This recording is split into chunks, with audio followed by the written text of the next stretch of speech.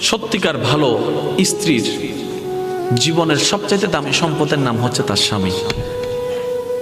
মাকে, বাবাকে, পরিবারকে সব কিছু ছেড়ে ওই স্বামী নামক শব্দটাকে খুশি করার জন্য সবকিছু ছেড়ে অচেনা এক পরিবারের মধ্যে চলে আসে। সুবহানাল্লাহ। আসে তো আসে, খুব অবাক লাগে, আবার মানাইও নেই, একদম ম্যাচিং হয়ে যায়। যেখানে যাই সেই রকম একটা মেন্টালিটি আল্লাহ পাক তাদেরকে দান করেছেন ম্যাচিং হয়ে যাওয়ার জন্য। একজন সত্যিকার ভালো বউ তার জীবনের সবচেয়ে বড় নিয়ামত মনে করে দুনিয়ার তার স্বামীকে।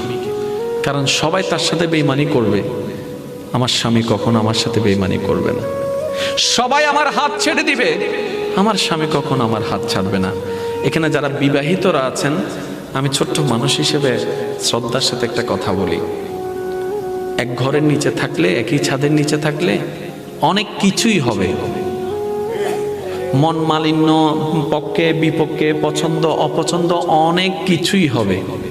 এগুলাকে ফোকাস দিয়েন না, ডিভোর্সে যায়েন না। কারণ ডিভোর্স করে যেখানে যাবেন সেখানে যে মহাসুখ পাবেন এরকম কোনো গ্যারান্টি নাই। যেখানে আছেন থাকুন, আল্লাহর রহমতের আশা করুন। ডিভোর্স কখনো সমাধান হতে পারে না।